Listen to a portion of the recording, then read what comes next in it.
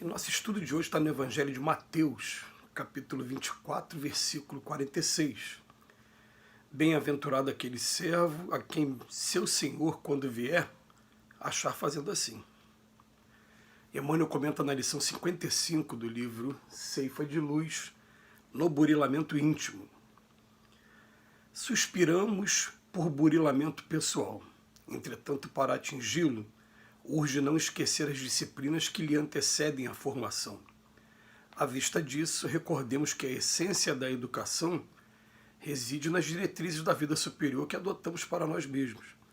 Daí o impositivo de cultivar-se o hábito, de ser fiel ao desempenho dos próprios deveres, de fazer o melhor que pudermos no setor de ação em que a vida nos situe, de auxiliar a outrem sem expectativa de recompensa, de aperfeiçoar as palavras que nos escapem da boca, de desculpar incondicionalmente quaisquer ofensas, de nunca prejudicar a quem quer que seja, de buscar a boa parte das situações e das pessoas olvidando tudo que tome a feição de calamidade ou de sombra, de procurar o bem com a disposição de realizá-lo, de nunca desprezar e de que os outros, seja quais forem, são os nossos irmãos e filhos de Deus constituindo conosco a família da humanidade.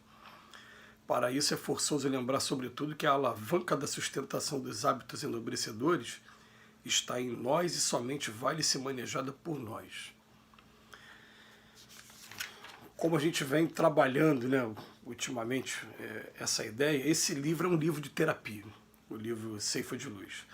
Diferente dos 4 livros anteriores que a gente analisou do Emmanuel, que eram livros doutrinários, esse livro ele propõe o tempo todo questões práticas para a gente. Nessa questão de hoje, ele vem falar de burilamento íntimo. O que é que significa o burilamento íntimo? É a reforma íntima que a gente precisa fazer a partir do momento que a gente se propõe a se autoconhecer, fazendo um estudo contínuo do Evangelho para poder identificar na gente aonde a gente está desafinado com os conceitos do Evangelho, descobrindo que os conceitos que estão lançados no Evangelho são os conceitos da verdadeira felicidade, que todos nós buscamos. Né? Então ele fala, suspiramos por um burilamento pessoal, mas para atingir, a gente não pode esquecer algumas disciplinas que antecedem isso. E ele vem trazer quais são as disciplinas que a gente deve dar uma prioridade maior. E ele vem falar aqui de 2, 4, 6, 8, 9, 10. 10 disciplinas. Né? Então a primeira coisa que ele fala é assim, ser fiel ao desempenho dos próprios deveres. Então se eu quero me burilar, primeira coisa, ser fiel dos meus deveres. Que deveres são esses? Deveres com a família, né? Os papéis, os vários papéis que a gente desempenha, papel de filho, papel de pai, papel de esposa, papel de esposa. Então, ser fiel ao desempenho dos deveres. Mas a gente tem deveres profissionais, então ter os deveres de quem está subordinado, de quem está chefiando, né? E a gente vai encontrar os deveres dentro das religiões também, qual está sendo o meu papel ali dentro da religião, e os meus deveres sociais. Os 4 campos aí que a gente vai estar com esses 4 abordando, se não tudo, mas quase tudo. Depois ele bota de fazer o melhor que pudermos no setor de ação em que a vida nos situe. Então, acaba sendo um complemento do primeiro, porque onde a vida está me situando? Na minha família, no contexto social que eu estou vivendo, na religião que eu escolhi e no meu trabalho profissional. Então, fazer o melhor, ser fiel, ter fidelidade, e no segundo momento, fazer o melhor. Tá. Aí isso já é um objeto de burilamento íntimo. Né? Aí o terceiro, auxiliar a outrem sem expectativa de recompensa, acabar com essa ideia de recompensa, de tudo ficar esperando alguma coisa em troca, fazer o bem pelo amor ao bem, pelo amor que a gente vai desenvolvendo de ser uma pessoa boa, de ser uma pessoa agradável. O quarto, aperfeiçoar as palavras que nos escapem da boca. Eita, que dificuldade que a gente tem com isso, né? Não é somente você não utilizar mais termos pesados, palavrões, palavras chulas, algumas gírias que já não convêm. Não é somente isso, porque a gente conhece pessoas que absolutamente por questão religiosa não falam palavrão de jeito nenhum, mas ainda sai a maledicência, a crítica exagerada, né, às outras pessoas, críticas que são muitas das vezes destrutivas, não tem aquela intenção de estar realmente erguendo alguém, né? E é isso que a gente tem que tomar muito cuidado com a gente, com as nossas palavras.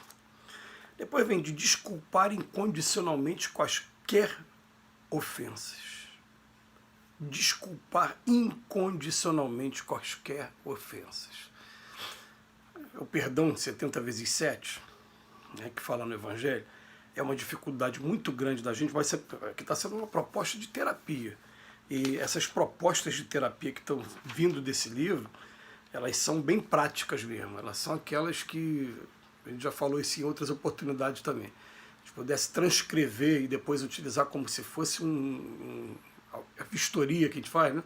Que a vistoria você lê cada item, está sim ou não, e sim, isso aqui ainda não, isso aqui sim, e tentar ir praticando. O outro vem, escrito assim, nunca prejudicar a quem quer que seja, e aí a gente vai interrogando a nossa consciência, prejudiquei alguém no dia de hoje? Mas tem como eu reparar o mal que eu fiz? Às vezes a gente prejudica com uma crítica, com uma palavra mais dura, tudo que a gente já viu anteriormente, né? Mas agora, prejudiquei, como é que eu faço para reparar o mal que eu fiz? O próximo, buscar sempre a boa parte das situações e das pessoas, olvidando tudo que tome a feição de calamidade ou de sombra. Passei por uma experiência muito interessante agora, que são os laboratórios que a gente vai propondo para a gente mesmo, que, por exemplo, eu gosto muito de futebol e gosto de ir no estádio assistir o jogo do meu time. E, curiosamente, o jogo do meu time, ninguém assiste sentado, ficam todos em pé. E já é uma coisa um pouco desagradável, né, você ir para um estádio e ser obrigado a ficar 90 minutos de um jogo de futebol em pé, porque todo mundo fica em pé. Mas é uma tradição, então a gente segue.